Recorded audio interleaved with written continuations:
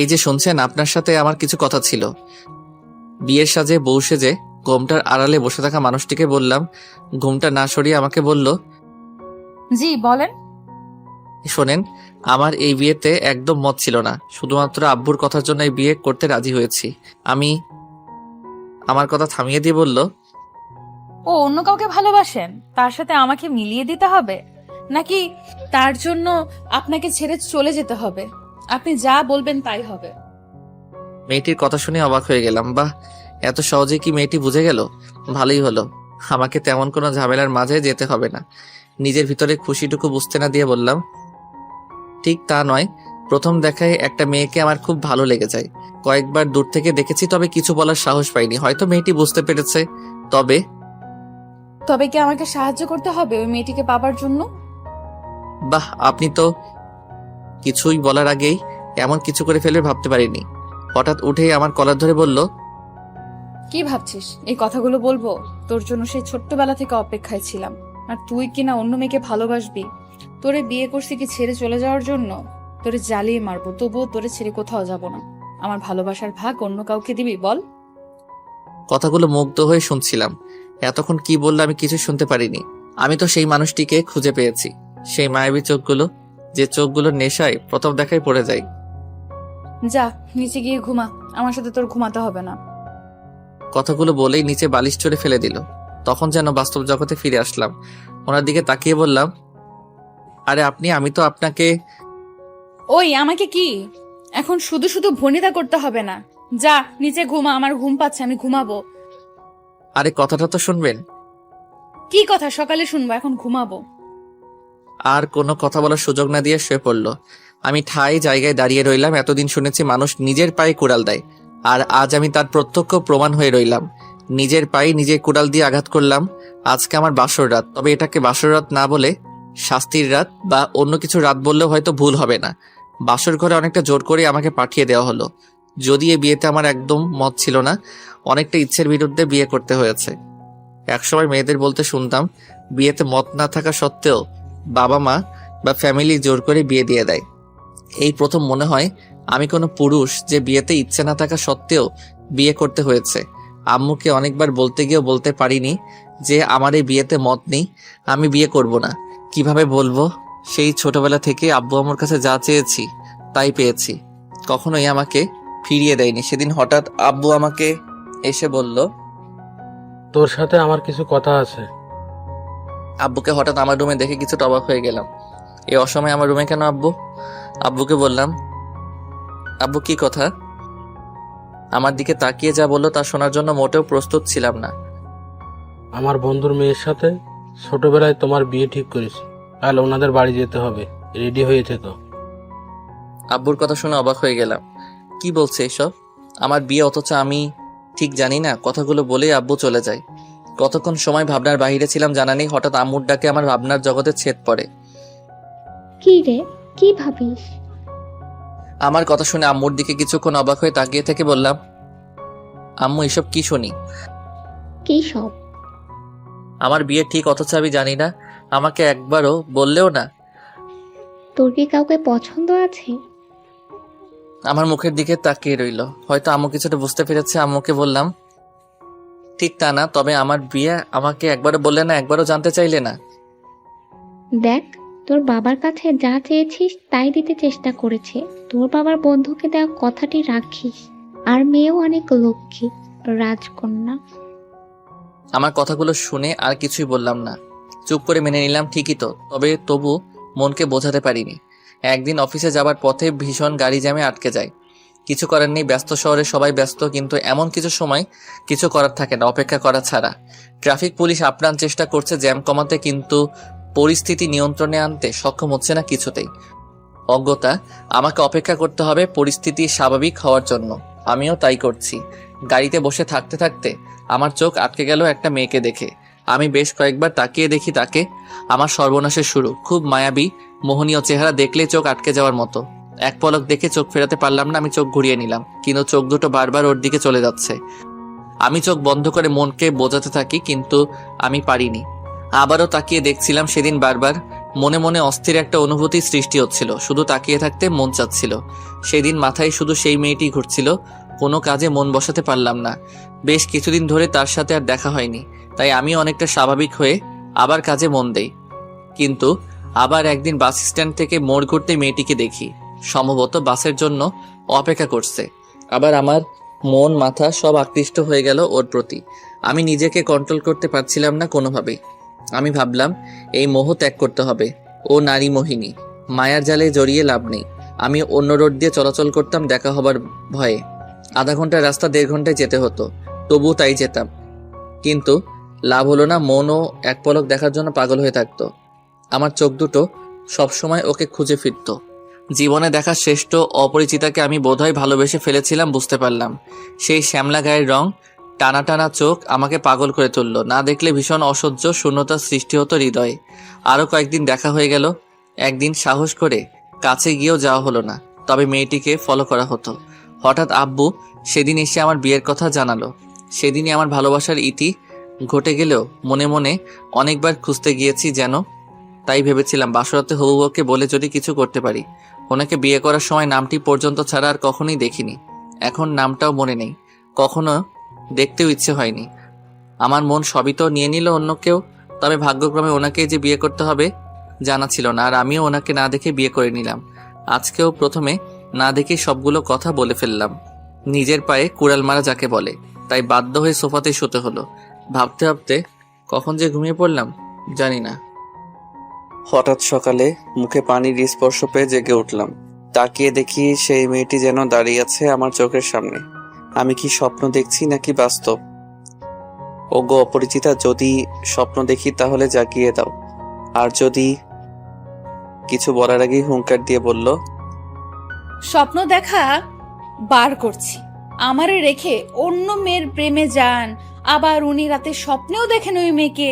রাতে একবার বলছি এখন থেকে আমি ছাড়া অন্য কোনো মেয়েকে লাইফে আসবে না, আর উনি স্বপ্ন দেখেন।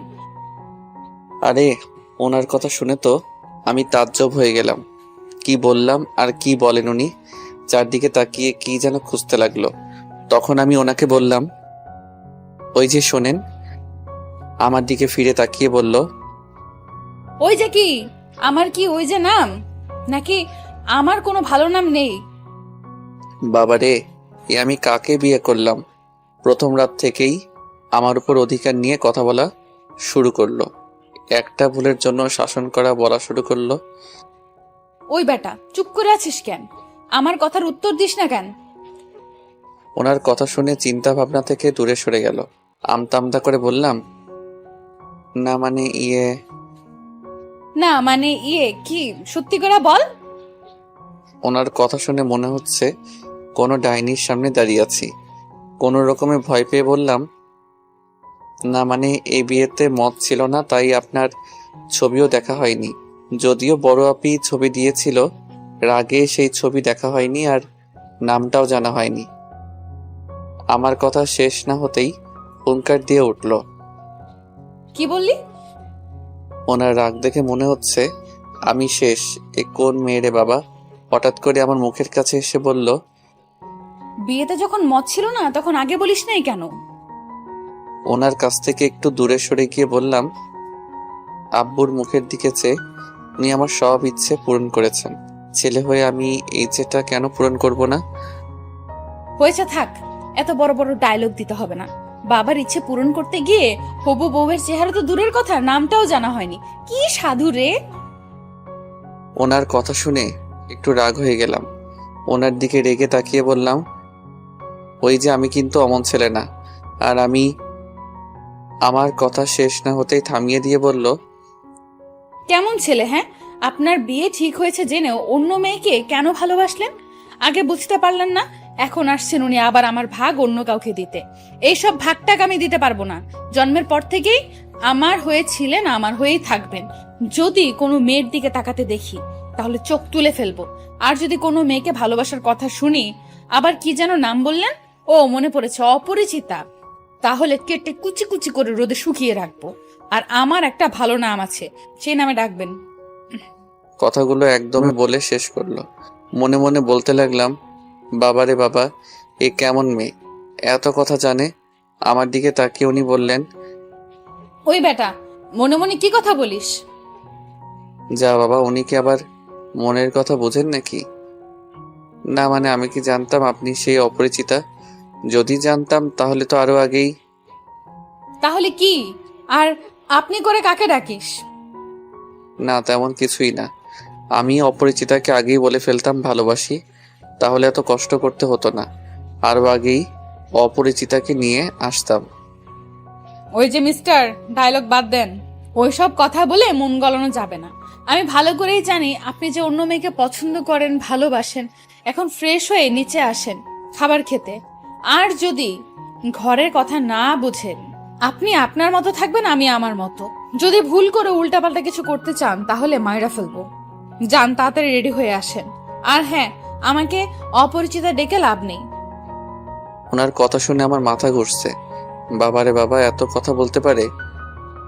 আমি কিন্তু আমাকে থামিয়ে দিয়ে বলল, আবার কিসের কথা? যেতে বলছি না? আর কোনো কথা না বলে বাধ্য ছেলের মতো চলে গেলাম ফ্রেশ হতে। ওয়াশরুমের দরজার কাছে যাওয়ার পর ডাক দিয়ে বললাম, ওই যে ম্যাম। আমার নাম কিন্তু ম্যাম না, জান্নাতুল সুলতানা বনি। আর আপনাকে বনি বলেই ডাকতে বলেছি। নামটা বলে রেগে আমার দিকে তাকাতেই বললাম, দেখতে তো আমার অপরিচিতা রাজকন্যার মতোই। যাকে চেয়েছিলাম ভাগ্যক্রমে পেয়ে গেলাম। আমি ওইসব বনি টনি ডাকতে পারবো না, আমি সবসময় অপরিচিতা বলেই ডাকবো। অপরিচিতা রূপেই আমার চোখের সামনে এসে হাজির হয়েছেন। আর মুখখানা এমন পেতনি মতো করে রাখেন কেন, একটু হাসতে পারেন না? আমার কথা শেষ না হতেই তাকিয়ে দেখি রাগে ফুঁসছে।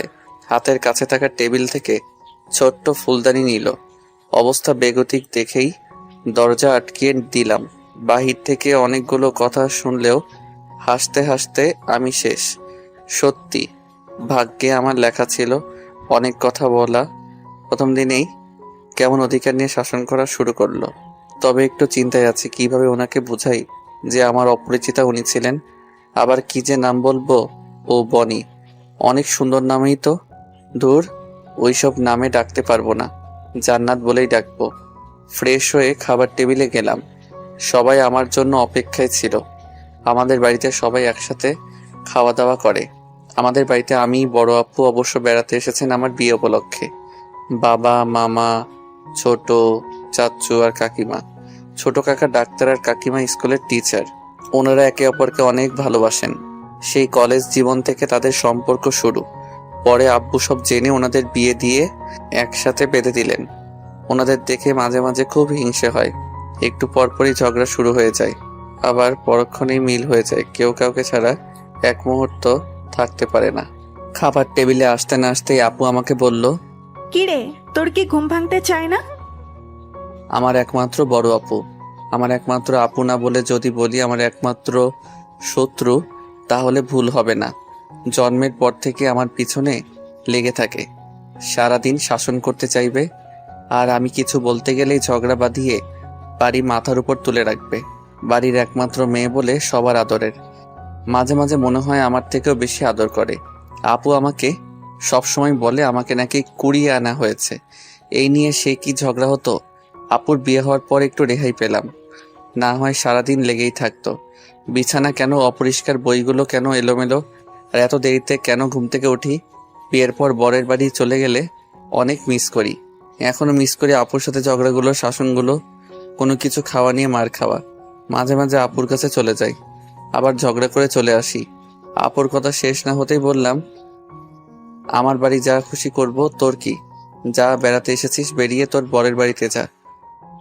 কথা শেষ না হতেই আম্মু বলল, তোদের আর ছেলে মানুষই গেল না, এখন চুপ করে খা। আম্মুর কথা শেষ না হতেই ছোট কাকিমা বলল, আকাশের খাওয়া বন্ধ, আমার একমাত্র মেয়েকে এই কথা বলল। এখন তো দায়িত্ব রাখার মানুষ এনেছি, দরকার হয় পিটিয়ে মানুষ করবে। জান্নাতের দিকে তাকিয়ে বলল, কি পারবে না মা এই বান্দরটাকে মানুষ করতে? কাকিমার কথা শুনে পেতনি হাসি দিল আমার দিকে তাকিয়ে। মনে মনে বললাম, এমনিতেই কম জানে না, আরো শিখিয়ে দেয়। আপুর মুখে হাসি ফুটে উঠল। চাচু কি বলতে গিয়েও বলতে পারল না। আব্বু থামিয়ে দিয়ে বলল, হয়েছে, সবাই চুপ করে খাও, খোদায় পেট চুচু করছে। ওই আকাশের সাথে জান্নাত মামুনিকে বসতে দে। আপু উঠে গিয়ে অপরিচিতাকে আমার পাশে বসতে দিল। চুপচাপ খাওয়া শুরু করলাম। কিছুক্ষণ পরেই কার পা যেন বারবার আমার পায়ে টাচ করছে। নিচে তাকিয়ে দেখি জান্নাত ইচ্ছে করে এমন করছে। মুখের দিকে তাকিয়ে দেখি মুখখানা পেতনির মতো যেন করে আমার দিকে তাকিয়ে রইল। পা দেখে মনে মনে ভেবেছিলাম, যাক তাহলে সব ঝামেলা শেষ। তাই মুখের দিকে যখন তাকাতে যাব সেটা বুঝেই যেন পেতনির মতো করে রেখেছে। কি মেরে বাবা! খাওয়া শেষ না হতেই জান্নাতের বান্ধবীরা দেখতে আসলো জান্নাতকে। জান্নাতের সাথে সেদিন দেখা সেই মেয়েটিকেও দেখলাম। যাক তাহলে যদি কিছু বলতে পারি। জান্নাতের 5 বান্ধবী আসলো। সবার সাথেই কুশল বিনিময় করলাম, সবার খোঁজ খবর নিলাম। সেখানে ফর্সা করে একটা মেয়ে ছিল। আমাকে দুলাভাই ডেকে হাত মেলাতেই হাত বাড়িয়ে দিল। ভদ্রতার জন্য আমিও হাত বাড়িয়ে দিলাম। যদিও কখনো কোনো মেয়ের সাথে তেমনভাবে কথাও বলা হয়নি কখনো। হাত ধরে জান্নাতের দিকে তাকিয়ে বুঝলাম অনেক বড় কিছু একটা হতে চলেছে। জান্নাত আমার দিকে রাগী চোখে তাকিয়ে ওর বান্ধবীদের বলল, তোরা বস, আমি চা করে নিয়ে আসি। যাওয়ার আগে তার বান্ধবীর দিকে তাকিয়ে বলল, যেভাবে ধরে আছিস যেন চুম্বকের মতো আমার বরের কাছে আসতে চাইছিস। হাতটা এখন ছাড়। জান্নাতের কথা শুনে আমি কিছুটা লজ্জা পেয়ে মাথা নিচু করে ফেললাম। তখন তার বান্ধবী বলল, কেন, ভাগ নিলে কি কম পড়বে? ভুলেও ওই কথা বলবি না, কখনোই ভাগ দিব না। আমার দিকে তাকিয়ে বলল, ওই উপরে আসতে একটু কাজ আছে, তোরা বস, আমি চা করে নিয়ে আসি। জান্নাতের কথা শুনে রুমে আসতেই সেই ফুলদানি হাতে নিয়ে বলল, ওই তো সমস্যা কি? জান্নাতের দিকে তাকিয়ে দেখি আমার দিকে তাকিয়ে আছে। চোখের পাতা ফেলারও নাম নেই। জান্নাতের কথা শুনে যতটা না অবাক হলাম তার থেকে বেশি ভয় পেলাম তার হাতে ফুলদানি দেখে। আবার কি না কি করে বসে। জান্নাতের দিকে ভয়ে ভয়ে তাকিয়ে বললাম, আমি আবার কি করলাম? কি করিস নাই মানে? সুন্দরী মাইয়া দেখলেই কি হাত ধরতে মন চায়? রাগে চোখ মুখ লাল করে বলল। জান্নাতের কথা শুনে এতক্ষণে রহস্য বুঝতে পারলাম। ওর বান্ধবীর হাত ধরার জন্যই এমন করছে। আমার কথার উত্তর দিস না কেন? আমি কি ইচ্ছে করে হাত ধরলাম? আপনার বান্ধবী তো হাত বাড়িয়ে দিল। আমার কথা শুনে জান্নাত প্রচন্ড রেগে গেল। ফুলদানি দিয়ে মাথায় বাড়ি দিতে গিয়েও আবার কি মনে করে আঘাত করলো না। ফুলদানি রেখে আমার কলার ধরে মুখ কাছে এনে বলল, ওই বেটা, হাত বাড়িয়ে দিতে বললেই কি তুই ধরতে দিবি? আর তো কারো হাত ধরিস না, ওই সুন্দরী দেখে কি তোর হাত ধরতে হবে? জান্নাতের কথা শুনে কি বলবো বুঝতে পারছি না। কোনো মেয়ে এতটা কাছে এসে কথা বলছে।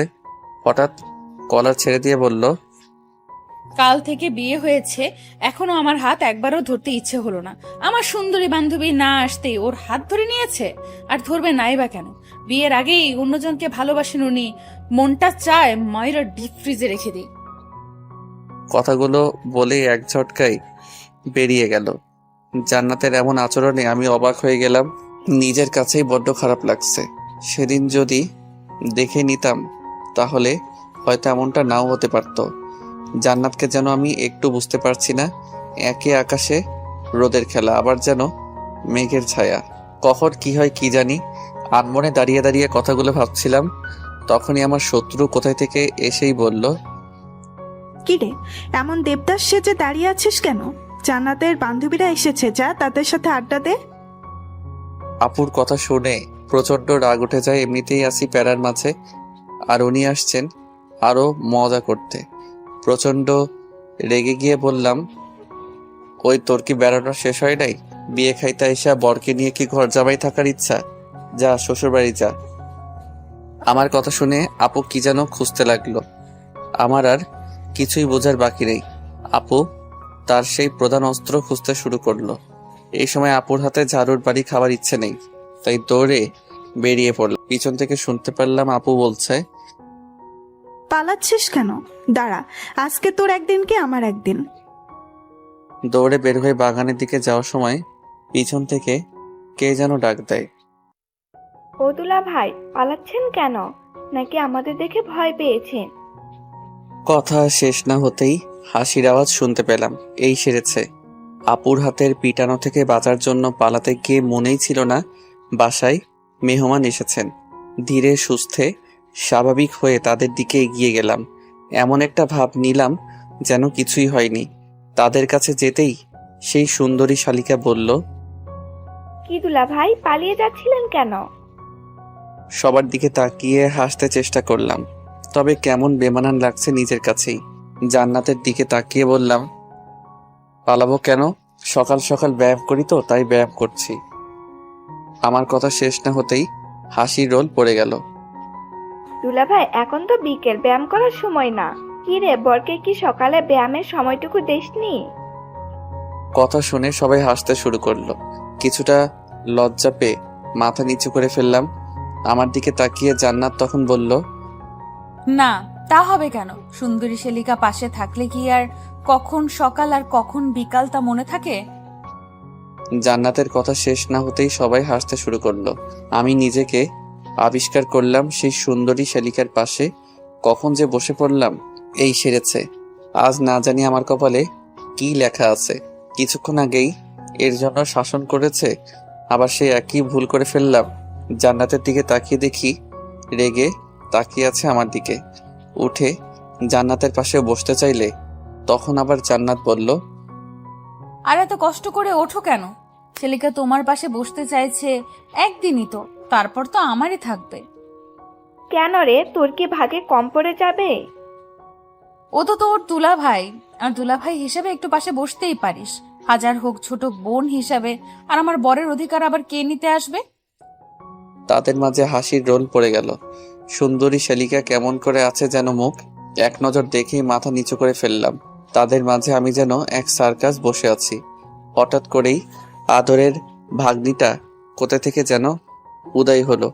এসেই জান্নাতকে জড়িয়ে ধরে বলল, আন্টি, জানো আজ কি হয়েছে? আমি আদরের ভাগ্নির দিকে তাকিয়ে রইলাম। আমার কলিজা বয়স 4-5 বছর, তবে অনেক বুড়ো হয়ে গেল এই বয়সে। অনেক কথা বলতে জানি। মামুনি, কি হয়েছে? আমাকে না আম্মু দৌড়া নিতেছে। আম্মুকে কি যেন বলেছে, আর আম্মু আর কিছু বলার আগেই বুঝতে অসুবিধা হলো না কি বলতে চাচ্ছে। এই পাকনি বুড়িটা তাহলে সব দেখেছে। এক ঝাটকায় উঠে গেলাম।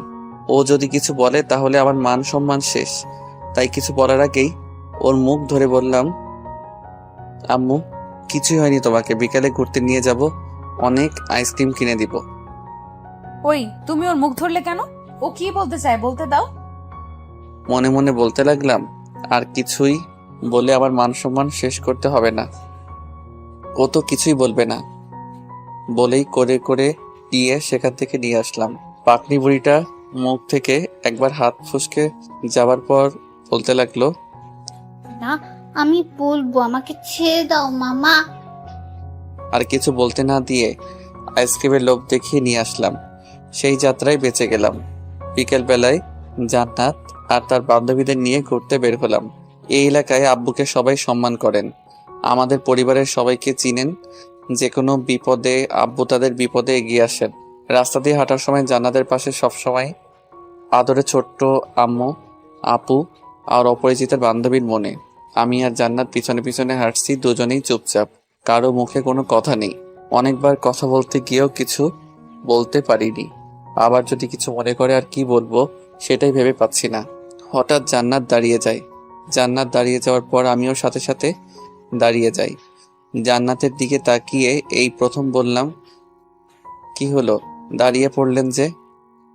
আমি কি কোনো মূর্তির সাথে হাঁটছি যে কোনো কথা বলতে জানে না? সারাটি রাস্তায় একটা কথাও বলেনি।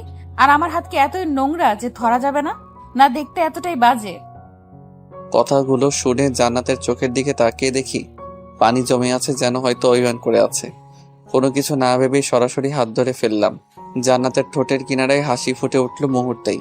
জান্নাতের হাত ধরতে না ধরতে হঠাৎ পাকনা বুড়িটা চিৎকার দিয়ে বলল, আম্মু দেখো, মামা হাত ধরেছে আন্টি। আমাকে ছাড়া কারো হাত ধরতে দেব না। আমার হাত ধরনি কেন? কথাগুলো বলেই আপুর হাত থেকে ছুটে এসে হাত ছাড়িয়ে নিল জান্নাতের। সবাই আমাদের দিকে তাকিয়ে মুচকি মুচকি হাসতে শুরু করলো। আপু অনেক বুঝিয়ে কিছু বলতে পারলো না, অজ্ঞতা এক হাত জান্নাতকে ধরে অন্য হাতে মামুনিকে ধরলাম। জান্নাত আমার দিকে তাকিয়ে মুচকি মুচকি হাসতে শুরু করলো। সারা রাস্তায় দুষ্টামি করে আসলো মামুনি, একবার এই হাত ধরে আবার একটু পর অন্য হাত ধরে। জান্নাত তার কাণ্ড দেখে হাসতে থাকে। সন্ধ্যার দিকে বাসায় ফিরে ফ্রেশ হলাম। জান্নাতের বান্ধবীরা চলে যায়। রাতে খাওয়া দাওয়া শেষ করে ঘুমাতে গেলাম। বিছানায় উঠতে না বসতেই জান্নাত বলল, কি আপনি উপরে কেন, সোফায় গিয়ে ঘুমান। মানে সোফায় কেন ঘুমাবো? আমি তো কি, ও হাত ধরতে দিলাম বলেই কি এখানে ঘুমাতে হবে? সোফায় গিয়ে ঘুমান। আর রাস্তা দিয়ে আসার সময় এত এদিক ওদিক তাকাতে হয় কেন? আমি আবার কখন তাকালাম? ও মনে করেছেন আমি কিছু দেখিনি? রাস্তার ওই পাশের বাড়ির দিকে তাকিয়েছিলেন কেন? জান্নাতের কথা শুনে অবাক হয়ে তাকিয়ে রইলাম ওর মুখের দিকে। আশ্চর্য, মেয়েটি আমার দিকে সবসময় নজর রাখে নাকি আমি কখন কি করি? আজব তো, ওই বাড়ির দিকে তাকানোর সাথে কি সম্পর্ক আছে যে আমি বিছানায় ঘুমাতে পারবো না, আমাকে সোফায় ঘুমাতে হবে? আমি পারবো না সোফায় ঘুমাতে, অনেক ঘুম পাচ্ছে, আমি এখানেই ঘুমাবো। বিছানায় উঠতে উঠতে কথাগুলো বললাম জান্নাতকে। হঠাৎ পিছন থেকে পায়ে টান দিয়ে ধরে আমাকে নিচে ফেলে দিতে চেষ্টা করলো। জান্নাতের এমন আচরণে অবাক না হয়ে পারলাম না। জান্নাতের দিকে তাকাতেই দেখতে পেলাম রাগের কারণে চেহারায় মুখের আবাটুকু আরো আকর্ষণীয় হয়ে উঠেছে, অনেক সুন্দর দেখাচ্ছে। অপরূপভাবে তাকিয়ে জান্নাতের সেই রূপটুকু দেখতে লাগলাম। মেয়েদের রাগলে এত সুন্দর দেখায় জানা ছিল না। সম্পর্ক আছে বলেই তো জানতে চেয়েছি। ওই বাড়ির ছাদে যে মেয়েটি দাঁড়িয়েছিল তার দিকে কেন তাকিয়েছিলেন? আর কতজনের দিকে অমন ভাবে তাকিয়ে থাকেন? শরীরে এক ফোঁটা শক্তিও যেন নেই, তবে মুখে অনেক শক্তি আছে যেন। তাই মুখের শক্তি ব্যবহার করেই আমাকে কথাগুলো বলল। জান্নাতের দিকে তাকিয়ে দেখি রেগে ফুলে আছে, অনেক ভালোই লাগছে। ইচ্ছে করে আরেকটু রাগ বাড়িয়ে দিতে ইচ্ছে হলো। আশ্চর্য, আমি কি ওই মেয়ের দিকে তাকিয়েছিলাম নাকি? চেহারা দেখেছেন ওই মেয়ের? কত বড় আমার থেকে। তবে কি? প্রচন্ড রেগে আমার দিকে তাকিয়ে প্রশ্নটা ছুড়ে দিল। জান্নাতের চোখে কেমন রাগের আভাটুকু ফুটে উঠেছে। রাগলে মেয়েগুলোকে মনে সব থেকে সুন্দর দেখায়। জান্নাতের চোখগুলো যেন নেশা ধরিয়ে দিবে। জান্নাতের দিকে তাকিয়েই আছি, চোখ সরাতে পারছি না। সেদিন প্রথম ওই চোখগুলো দেখেই জান্নাতের প্রেমে পড়ে গিয়েছিলাম। কি হলো, কথার উত্তর দিচ্ছে না কেন? হঠাৎ জান্নাতের ধমক শুনে বাস্তব জগতে যেন ফিরে আসলাম। এখন কিছু বলতে পারবো না, ঘুম পাচ্ছে, কাল সকালে বলবো। কথাগুলো বলেই ঘুমানোর জন্য ফিরে তাকালাম। হঠাৎ হুঙ্কার দিয়ে উঠল, আমার কথার উত্তর না দিলে এখন তোর মাথা ফাটিয়ে দিব। তবে কি ওই বাড়িতে আর কি, ওই বাড়িতে সুন্দর একটা মেয়ে আছে, অনেক ভালোই লাগে। মাঝে মাঝে আমার সাথে কথা বলে। তাকিয়েছিলাম যদি ছাদে দেখতে পাই। এখন ঘুমাবো, ডিস্টার্ব করবেন না তো? প্রচন্ড বিরক্ত ভাব নিয়ে জান্নাতের দিকে তাকিয়ে কথাগুলো বললাম। আমার কথা শুনে জান্নাত কেমন জানি চুপ হয়ে গেল, কোনো সারা শব্দ পাচ্ছি না। মনের মাঝে কেমন সন্দেহ হলো। এই কয়েক ঘন্টায় ওকে যতটুকু জেনেছি ও চুপচাপ থাকার মেয়ে না। তাহলে কি মজা করতে গিয়ে বেশি কিছু বলে ফেললাম? জান্নাতকে এক নজর দেখার জন্য বালিশ থেকে মাথা উঠালাম। তখন জান্নাতকে দেখে আমার পানি তৃষ্ণা পেয়ে গেল। জান্নাত টেবিল থেকে সেই কলমদানি একবার হাতে নিল, আবার কি মনে কলমদানি রেখে পাশে আপেল কাটার জন্য ছুরি রেখেছিলাম, কি মনে করে সেই ছুরিটা হাতে নিল। ঝড় আসার সময় কিছুক্ষণ আগে যেমন সবকিছুই নীরব থাকে, তেমনি জান্নাতের চুপ করে থাকা দেখে বুঝতে অসুবিধা হয়নি আমার উপর দিয়ে কি ঝড় আসবে। জান্নাত দীর্ঘ মনোযোগ দিয়ে ভালো করে একবার ছুরিয়ে দেখছে, আর একবার আমাকে দেখছে। অবস্থা দেখি সুবিধার না, তাই এক ঝটকায় উঠে দরজার দিকে দৌড় দিলাম। জান্নাত আবার কখন কি করে বসে। কোনো রকমের রুম থেকে বের হয়েই সোজা আপুর রুমে এসে হাজির। জান্নাত আমাকে পিছনে তাড়া করতে করতে আসলো, তবে ভাগ্য ভালো ছিল বলেই আপুর রুমের দরজা খোলা পেলাম। কোনো রকমের ভিতরে ঢুকেই দরজা লাগিয়ে দিলাম। ওই দরজা লাগিয়ে দিলি কেন? আর এমন ভাবে দৌড়ে আসলি কেন? আমাকে দেখে আপু কথাগুলো বলল। একটু দম নিয়ে আপুকে বলতে যাব, তার আগেই জান্নাত আপুকে ডাকছে।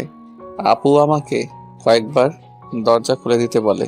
এদিকে হাঁপিয়ে ওঠার জন্য কথা বলতে পারছি না।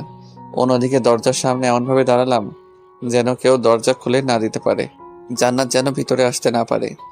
আমি যতটুকু অপরিচিতাকে বুঝতে পেরেছি, এখানে আসলে জান্নাত না জানি কি করে বসবে। আপু দরজা খোলেন।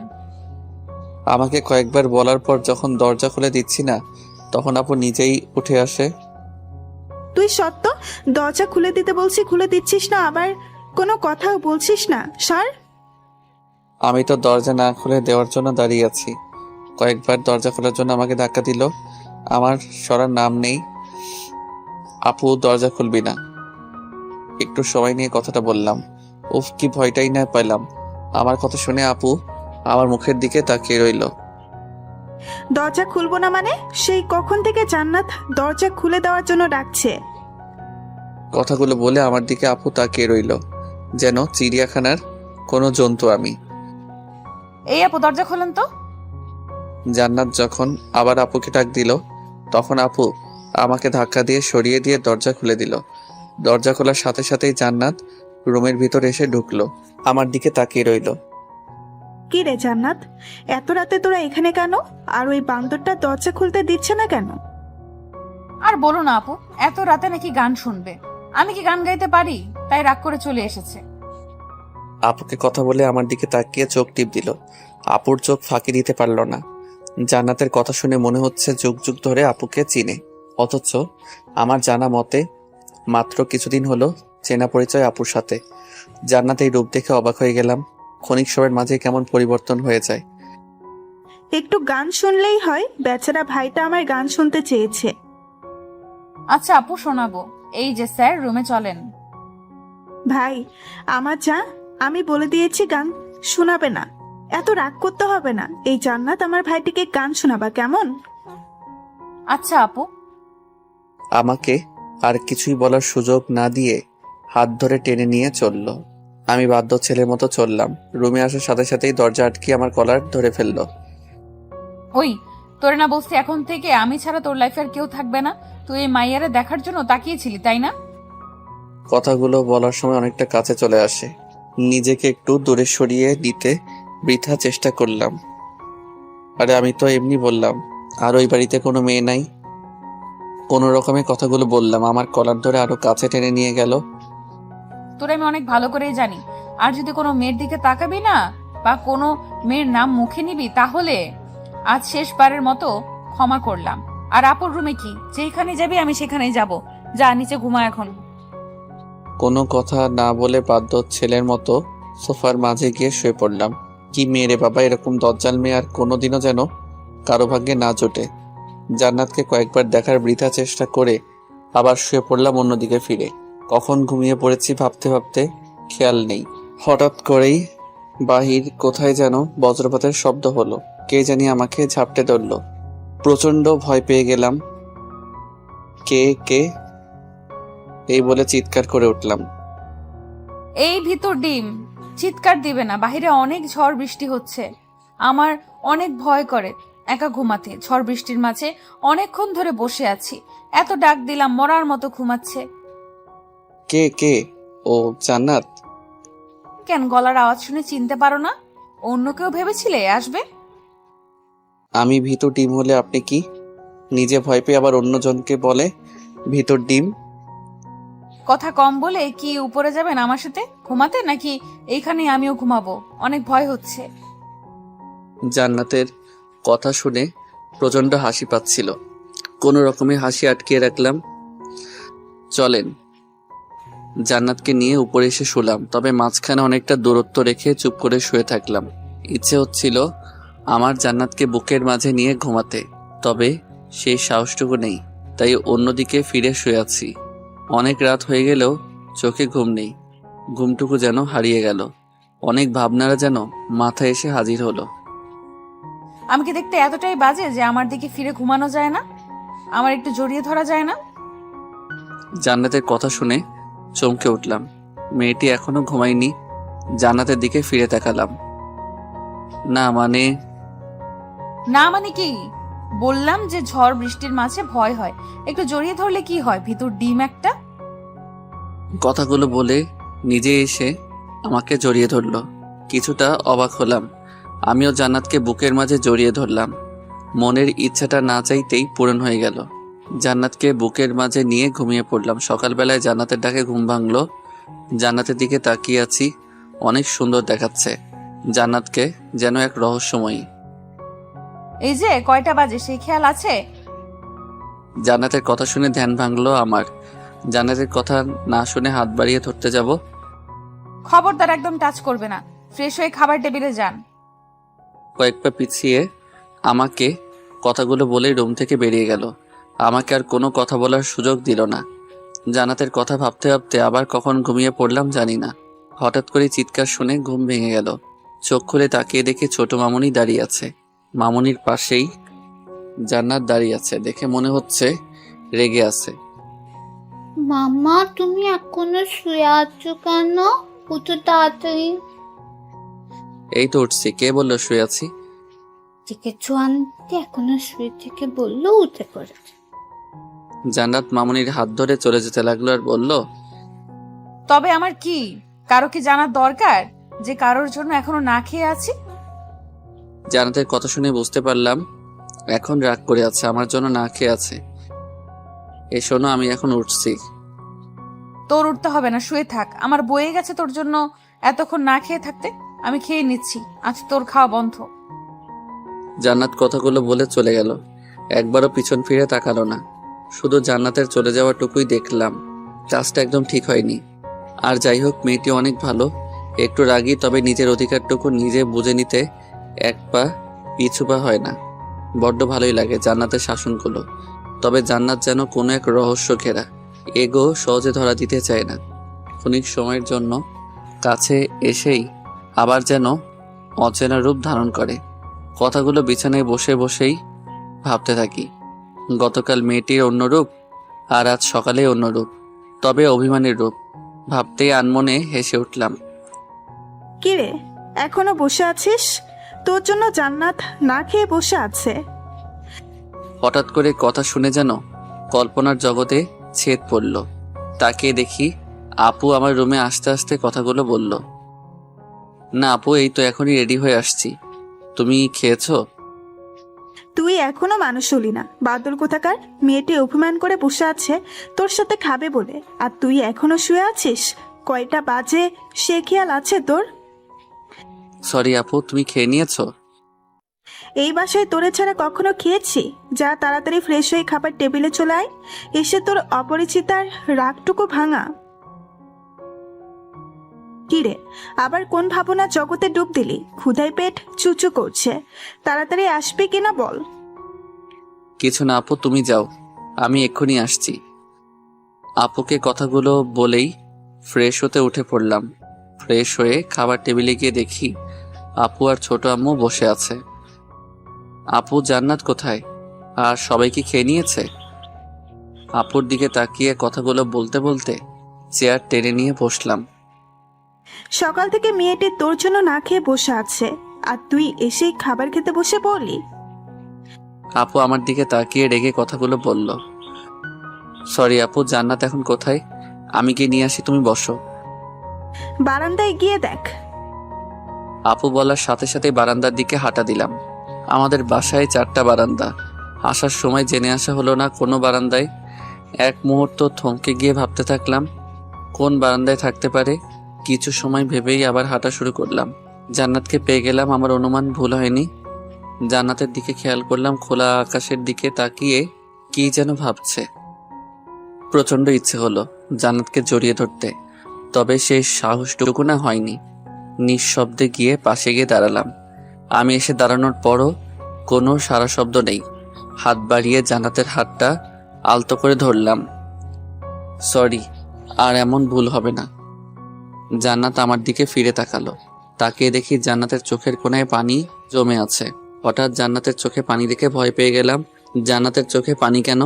মনের মাঝে হাজারো প্রশ্নের উকি দিচ্ছে। আমি কি তাহলে কোনো ভুল করে ফেললাম? মনের অজান্তেই নিজের কাছেই প্রচন্ড খারাপ লাগা শুরু হলো। হাত বাড়িয়ে চোখের পানিগুলো মুছে দিলাম। কি হলো, কান্না করছো কেন? বললাম তো সরি, আর এমন কোনো ভুল হবে না। তুমি যা বলবা তাই মেনে চলবো সব সময়। আমার কথাগুলো বলার পরই জান্নাত আমাকে জড়িয়ে কান্না শুরু করে দিল। জান্নাতের কান্না দেখে প্রচণ্ড অবাক হয়ে গেলাম। মেয়েটি তো মোটেও কান্না করার মেয়ে নয়। জান্নাতের চোখের পানিতে আমার টি শার্ট ভিজে গেল অনুভব করতে পারলাম। কি হয়েছে, কান্না করছো কেন? আমার বুক থেকে সরিয়ে চোখের পানিগুলো মুছে জান্নাতকে জিজ্ঞাসা করলাম। জান্নাত কান্না থামিয়ে আমার চোখের দিকে তাকিয়ে রইল। কি নিষ্পাপ মুখখানা, চোখে পানি জমে আছে। অপূর্ব সুন্দর লাগছে জান্নাতকে। এই পাগলি, কেন কান্না করছো? বললাম তো আর দেরি হবে না, এখন চলো একসাথে খাবো। অনেক ক্ষুধা লেগেছে, আপু আমাদের জন্য অপেক্ষায় বসে আছে। আমাকে ক্ষমা করে দেন, অনেক বড় অন্যায় করে ফেলেছি। হুট করে জান্নাতের মুখে এই কথা শুনে অবাক হয়ে গেলাম। বলছে কি মেয়েটা? কি এমন হলো যার জন্য ক্ষমা চাচ্ছে? কি হয়েছে বলবে যার জন্য এমন করে কান্না করছো? আমার দিকে অপরূপভাবে তাকিয়ে রইল। পাশে রাখা ডায়েরিটা হাতে নিয়ে আমার দিকে বাড়িয়ে দিল। তখন আমার খেয়াল গেল সেদিকে। আমি বললাম, আরে এটা তো আমার ডায়েরি। আপনার অনুমতি না নিয়ে আপনার ডায়েরিটা পড়ে ফেলেছি। জান্নাতের কথা শুনে প্রচণ্ড হাসতে ইচ্ছে হলো। আমি প্রতিদিন আমার জীবনের সবটুকু ঘটনা ডায়েরিতে লিখে রাখতে চেষ্টা করি, সবসময় লুকিয়ে রাখতে চেষ্টা করি। হয়তো কোনো কারণে পেয়ে পড়ে ফেলেছে। অন্যজনের কোনো ব্যক্তিগত জিনিস অনুমতি না নিয়ে পড়ে ফেলা অন্যায়। তবে বলল তো সেজন্য সে অনুতপ্ত। আর আমার ব্যক্তিগত তো সবকিছুই জান্নাতকে নিয়ে। আরে পাগলি, এতে কান্না করে কি আছে? আমার সবকিছুই তো তোমাকে ঘিরে, তোমাকে নিয়ে প্রত্যেকটি কথা। আর তুমি তো হলে আমার অপরিচিতা, তাহলে অপরিচিতা পড়বে না তো কে পড়বে? না, তবে আমি কি যেন বলতে চেয়েছিল। অপরিচিতার মুখ চেপে ধরলাম। আর কোনো কথা নয়, খাবার খেয়ে তোমার সাথে এই বিষয়ে কথা বলবো। এখন চলো একসাথে খাবার খাবো। জান্নাতকে আর কোনো কথা বলার সুযোগ না দিয়ে হাত ধরে নিয়ে আসলাম। খাবার টেবিলে চুপচাপ খেয়ে নিল। কোনো সারা শব্দ নেই তেমন একটা। হয়তো কিছু একটা হয়েছে যার জন্য অনুতপ্ত অপরিচিতা। খাবার নিয়ে বসে শুধু হাত নাড়িয়ে যাচ্ছে, তবে খাবার কোনো নাম নেই। এই জান্নাত, খাচ্ছিস না কেন? কিছু হয়েছে নাকি এই বারান্দাটা আবার তোকে কিছু বলেছে? হঠাৎ যেন চমকে উঠল আপুর কথা শুনে। আপুর দিকে চমকে তাকিয়ে রইল আর বলল, না আপু, কিছুই হয়নি, এই তো খাচ্ছি। বুঝেছি। শোন, এই বারান্দার যদি কিছু বলে তাহলে মেরে সোজা করে রাখবি, আর যদি তুই না পারো আমাকে বলবি, তাহলে আমি এসে আবার সোজা করে দিব। আপু কথাগুলো বলে আমার দিকে ফিরে তাকালো। আপুর উপর প্রচন্ড রাগ হচ্ছে। এই জন্যই তো প্রেম করে বিয়ে করলে এই অবস্থা। তুই যা ডাইনি, তোর জন্য দুলাভাই সারাক্ষণ ভয় থাকে। ভাগ্যিস বিয়ের আগে ওর সাথে দেখা হয়নি, নয়তো আমারও একই দশা হতো। হঠাৎ মুখ ফসকে অপরিচিতা নামটা বেরিয়ে যায়। আমাকে ভূত দেখার মতো তাকিয়ে রইল জান্নাত আমার দিকে। আপু আমার দিকে প্রচন্ড রেগে তাকিয়ে রইল, যেন আমাকে গিলে খাবে। কি বললি তুই? আমি ডাইনি? মামুনি, ডাইনি দেখতে কেমন? ডাইনি কি? আপুর কথা শেষ না হতে ছোট মামুনি বলে উঠল। ওর কথা শেষ না হতেই আপু ধমক দিয়ে ওঠে। ওই, তুই চুপ করবি?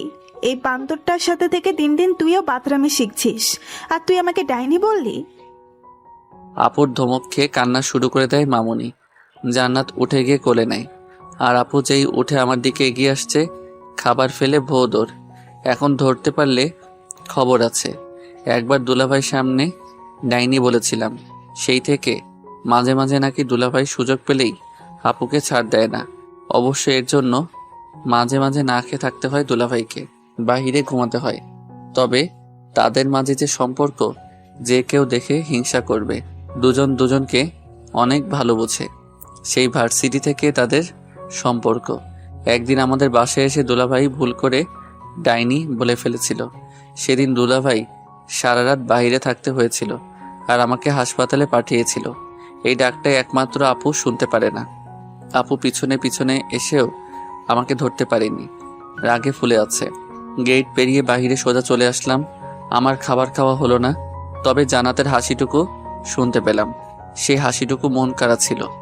আপু শুধুমাত্র গেট টপকিয়ে বাহিরে আসতে পারল না, জান্নাত বারান্দায় এসে অনেকবার যেতে বলল, তবে আপু ভয়ে আর যেতে সাহস হয়ে উঠছে না। হঠাৎ গেটের সামনে গাড়ি এসে দাঁড়িয়ে পড়ল। তাকিয়ে দেখলাম দুলাভাই। কিরে শালাবাবু, এখানে কার জন্য অপেক্ষায় আছিস? অবাক হয়ে সেদিকে তাকাতেই দেখি দুলাভাই গাড়ি থেকে নেমে দাঁড়ালো। আমি দেখে অবাক হয়ে গেলাম। আরে আপনি কিছু না বলে চলে আসলেন? সারপ্রাইজ দিতে আসলাম, তবে তোমাকে দেখে আমি নিজেই সারপ্রাইজ হয়ে গেলাম। হাতে খাবার কেন? আর বইলেন না, আমার কপাল গুনে এমন একটা বোন পেয়েছি।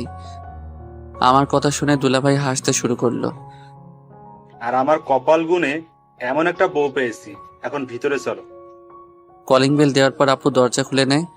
দুলাভাইকে দেখে অবাক হয়ে যায়। আরে তুমি কখন আসলে? কিছুই তো বললে না। দুলাভাই সরতেই আমাকে দেখতে পায়। আমাকে দেখেই জ্বলে ওঠে, তবে সে যাত্রায় দুলাভাইয়ের জন্য রক্ষা পেয়ে যায়। আরে সরো তো, আগে শালার বউকে দেখে আসি, পরে কথা বলি। বিয়েতে তো থাকতে পারিনি, ছবিও দেখতে দাওনি। তোমারে ছবি দেখতে দিব, আমারে ভালো করে জানি আমি। চলো, আমিও তোমার সাথে যাব। আপুর কথা শুনে দুলাভাইয়ের চেহারা কেমন হয়ে গেল। আপু সাথে নিয়ে চলল। আমার রুমের সামনে যেতেই জান্নাতের সাথে দেখা হয়ে গেল। আপু জান্নাতকে ডাক দিল। জান্নাত তখন রুমের ভিতরে যাচ্ছিল। আপুর কথা শুনে ঘুরে তাকালো। জান্নাত দুলাভাইকে দেখেই ভূত দেখার মতো চমকে উঠল। ভাইয়া, আপনি এখানে কেন আসলেন? জান্নাতের কথা শুনে সবাই অবাক হয়ে গেলাম। তার মানে কি জান্নাত আর দুলাভাই কি পূর্ব পরিচিত? এই, তুমি কিভাবে ওকে চিনো? দুলাভাই কিছু বলতে যাবার আগেই দুলাভাইকে আপু বলে বসলো। আমিও দুলাভাইয়ের মুখের দিকে তাকিয়ে রইলাম। বেচারার বুঝতে বাকি নেই যে আপু কতটুকু রেগে আছে। আরে এত চোখ রাঙানোর কি দরকার? আগে তো শুনবা আমি কিভাবে জান্নাতকে জানি। তা না শুনেই আগেই রেগে যাচ্ছ কেন? বলো কি ঘটনা? যদি মিথ্যা বলছো একটু, তোমার একদিন আর আমার যা কয়দিন লাগে বলে দিলাম। প্রচন্ড সন্দেহ নিয়ে আপু কথাগুলো বলল দুলাভাইকে। আমি দুলাভাইয়ের দিকে অবাক হয়ে তাকিয়ে রইলাম। আচ্ছা আপু, তোমার বর কি এমন কিছু করেছে যার জন্য সন্দেহ করো? এই যে এখন দেখো, আগেই বলছি সব সময় এমন করলে অন্যরা ভাববে আমি আবার উল্টোপাল্টা কিছু করি, যার জন্য সন্দেহ করো। তুমি বলো, আজ পর্যন্ত এমন কিছু করেছি যার জন্য আমার সাথে এমন করো? না, তা করো নাই। যদি করে ফেলো, তাই সবসময় আগলে রাখি। তাই বলে এমন ভাবে তোমার মতো বউ যেন সবার কপালে জোটে, তাহলে কারো সাহস হবে না উল্টোপাল্টা কিছু করার কথা মাথায় আনার জন্য। ধন্য আমি তোমার মতো বউ পেয়ে। দুলাভাই এমন কথা বইলেন না। বিয়ে করছি কয়দিন হলো, এর মাঝেই জীবন তেজপাতা করে ফেলছে আমার। মাঝখানে কথা বলে যেন মহা ভুল করে ফেললাম। আপু আর জান্নাত আমার দিকে এমনভাবে তাকিয়ে আছে যেন গিলে খাবে। কি বললি তুই? আমি তোর জীবন তেজপাতা করে ফেলছি? এখন থেকে আগুনে পোড়াবো। আমারে রেখে আরেক মায়ের পছন্দ করিস? জান্নাত এতক্ষণ চুপচাপ ছিল। দুলাভাই আর আপুর ঝগড়া দেখছিল। আমার ধারণা ছিল আপু শুধুই দুলাভাইকে শাসন করে। এখন দেখি আমার কপাল তার থেকেও বড় শাসনদার মানুষ এসে পড়েছে। ওই জান্নাত, ধৈরা পিটাও রে। আপুর কথা শেষ না হতেই জান্নাত তেড়ে আসলো। দুলাভাই সমানে গিয়ে আগলে দাঁড়ালো। সে যাত্রায় রক্ষা পেয়ে গেলাম। আরে কি করো? আমার শালাবাবুকে এত ভয় দেখাবে এখনই? সামনে তো আরো দিন আছে। ওই কি বলতে চাস তুই? তার মানে আমি কি তোরে ভয় দেখাই?